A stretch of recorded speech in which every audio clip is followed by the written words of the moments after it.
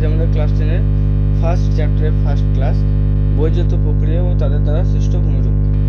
First chapter টপিকে আজকে যে টপিকগুলো পড়ানো হবে সেগুলি হলো ভূপৃষ্ঠের উপর সংঘটিত হওয়া প্রক্রিয়াগুলি।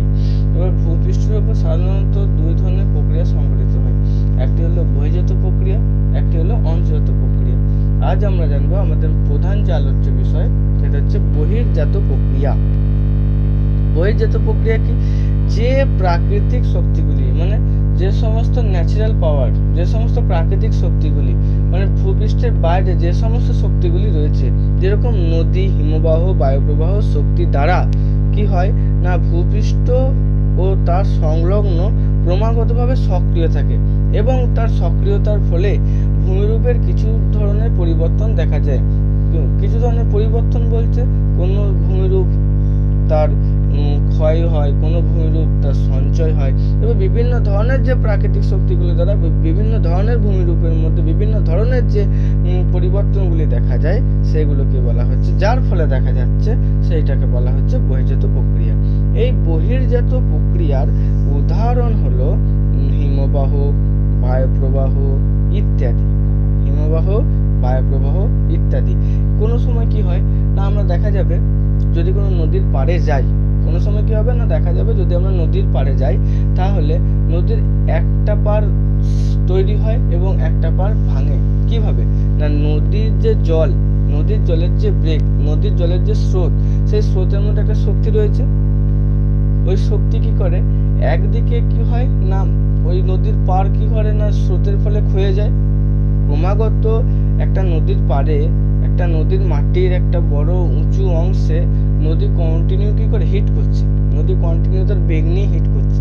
সেই বেগ নিয়ে হিট করার ফলে কি হয় না নদীর যে পার্শ্ববর্তী যে মাটি, শক্ত মাটির অংশ সেটাকে ভেঙে দিচ্ছে, এবং অন্যদিকে কি হচ্ছে, নদী একদিক থেকে যখন বহন করে নিয়ে আসছে তখন নদীর অন্য দিক, মানে একটা দিক যদি ভাঙে অন্য দিক কি হয় না সঞ্চয় হতে শুরু করে। না নদীর বিভিন্ন প্রকার মাটিও তো ভেঙে নিয়ে ওই যে মাটিগুলো নদী ভাঙছে, ওই যে নদীর পার্শ্ববর্তী যে মাটি, যে শক্ত মাটি, সেগুলোকে তো নদী ভাঙছে তার বেগের ফলে। সেই মাটিগুলো কোথায় যাবে, সেই মাটিগুলো কি হয় নদী বহন করে নিয়ে আসে, নদী বহন করে নিয়ে আসে অন্য একটা পারে কি করে সেটাকে সঞ্চয় করে। তাহলে এটা সঞ্চয় কাজ এবং ক্ষয়জাত কাজ দুই প্রকারের এটা উদাহরণ।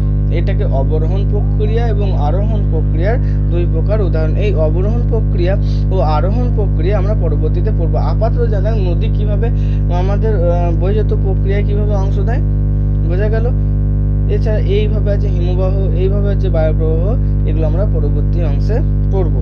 আপাতত আমরা জানলাম বহির্জাত প্রক্রিয়ায় কি হয় না, বহির্জাত প্রক্রিয়ায় প্রাকৃতিক শক্তিগুলো ভূপৃষ্ঠ ও তার যে সংলগ্ন এলাকা, ভূপৃষ্ঠ সহ তার যে সংলগ্ন এলাকা, সেই সংলগ্ন এলাকায় কি হয় না ক্রমাগতভাবে সক্রিয় থাকে, এবং সক্রিয় থাকার ফলে কি হয় না সেই ভূপৃষ্ঠের পরিবর্তন দেখা যায়। এরপরে এবার বহির্জাত প্রক্রিয়া কিছু কিছু বৈশিষ্ট্য আমরা পড়বো।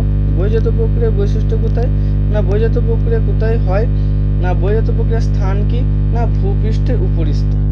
আমরা বহির্জাত প্রক্রিয়ার স্থান হলো ভূপৃষ্ঠ সহ ভূপৃষ্ঠের উপরিস্থ স্থানে বহির্জাত প্রক্রিয়া সংঘটিত হয়। এটা যদি ভূপৃষ্ঠ হয় আমরা জানবো, এটা যদি ভূপৃষ্ঠ হয়, এই ভূপৃষ্ঠের উপরি অংশে যে সমস্ত প্রক্রিয়াগুলি সংঘটিত হয় সেইগুলোকে বলছে বহির্জাত প্রক্রিয়া, এবং ভূপৃষ্ঠের নিম্ন অংশে যে সমস্ত প্রক্রিয়াগুলি সংঘটিত হয় সেগুলোকে বলা হয় অন্তর্জাত প্রক্রিয়া। তাহলে আমরা কি বলবো না, ভূপৃষ্ঠের উপরিস্থ যে সমস্ত প্রক্রিয়াগুলি সংঘটিত হয় সেগুলোকে বলছে বহির্জাত প্রক্রিয়া, আর ভূপৃষ্ঠের পরবর্তীতে ভূপৃষ্ঠের নিম্নেতে যে সমস্ত প্রক্রিয়াগুলি সংঘটিত হয় সেইগুলিকে বলছে অন্তর্জাত প্রক্রিয়া। এই যে ভূপৃষ্ঠের উপরি অংশে এই ধরনের যে অংশগুলো সেইগুলোতে যে ধরনের কার্যকলাপ হচ্ছে সেগুলোকে বলছে বহির্জাত প্রক্রিয়া, এবং ভূপৃষ্ঠের নিম্নভাগে, এই যে নিম্নভাগে, এই নিম্নভাগে যে সমস্ত প্রক্রিয়াগুলি সৃষ্টি হচ্ছে সেইগুলিকে বলছে অন্তর্জাত প্রক্রিয়া। তাহলে বহির্জাত অন্তর্জাত প্রক্রিয়ার যদি কোনো ডাউট থাকে তো নিচে কমেন্ট বক্সে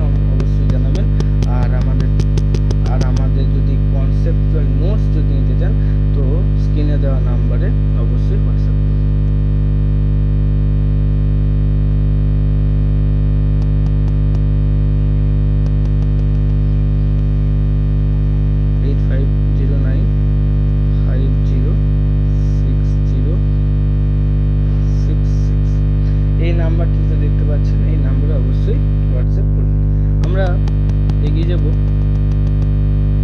পরবর্তী অংশে। এই বহিঃজাত প্রক্রিয়ার স্থান কোথায়? না বহিঃজাত প্রক্রিয়ার স্থান হলো ভূপৃষ্ঠের উপরিভাগ। ঠিক আছে, এবার এই বহিঃজাত যে প্রক্রিয়াগুলো হয় সেগুলো কোন শক্তি দ্বারা হয়? না প্রাকৃতিক শক্তি। প্রাকৃতিক শক্তি কোনগুলো? না নদী, বায়ু প্রবাহ, নদী, বায়ু প্রবাহ, তারপর হচ্ছে হিমবাহ ইত্যাদি। এবার এই শক্তি কি হয়? এই শক্তি মন্থর বা এই শক্তি হচ্ছে এই যে বহিঃজাত প্রক্রিয়ার শক্তি, এই শক্তি হচ্ছে ধীরে ধীরে কার্যশীল। এই প্রক্রিয়ার শক্তি কিভাবে কার্যশীল হয়? না ধীরে ধীরে কার্যশীল হয়। এবং বহিঃজাত প্রক্রিয়ায় কি হয়? ভূমিভাগের উচ্চতা বৃদ্ধিও পায়, আবার ভূমিভাগের উচ্চতা ক্ষয়ও পায়। বহিঃজাত প্রক্রিয়ায় কি হয়? না ভূমিভাগের উচ্চতা বৃদ্ধিও পায় এবং বহিঃজাত প্রক্রিয়ায় ভূমিভাগের উচ্চতা হ্রাসও পায়। বহিঃজাত প্রক্রিয়ায় ভূমিভাগের উচ্চতা বৃদ্ধিও পায়, বহিঃজাত প্রক্রিয়ার মাধ্যমে ভূমিভাগের উচ্চতা হ্রাসও পায়। এবার আমরা জানব যে বহিঃজাত প্রক্রিয়ার পদ্ধতি কি কি। বহিঃজাত প্রক্রিয়ার পদ্ধতি হলো অবরোহণ, বহিঃজাত প্রক্রিয়ার পদ্ধতি হলো আরোহণ এবং বহিঃজাত প্রক্রিয়ার পদ্ধতি হলো জৈবিক শক্তি। এবং এই আরোহণ কি, অবরোহণ কি?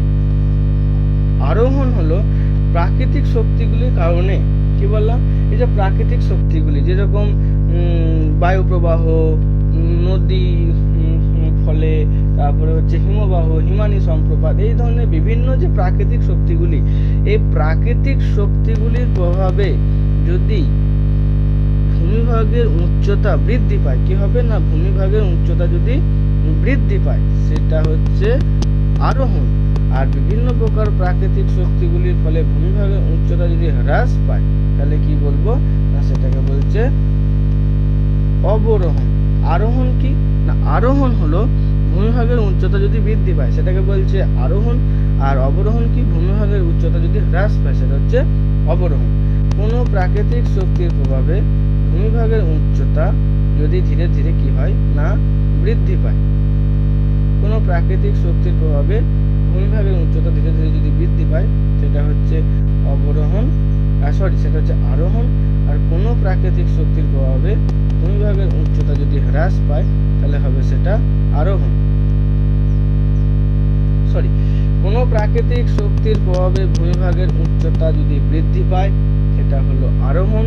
কোনো প্রাকৃতিক শক্তির প্রভাবে ভূমিভাগের উচ্চতা যদি হ্রাস পায় সেটা হলো অবরোহণ। আরোহণ এবং অবরোহণ কি? না কোনো প্রাকৃতিক শক্তির প্রভাবে ভূমিভাগের উচ্চতা যদি বৃদ্ধি পায় সেটা হলো আরোহণ। কোনো প্রাকৃতিক শক্তির প্রভাবে ভূমিভাগের উচ্চতা যদি হ্রাস পায় সেটা হলো অবরোহণ। এবার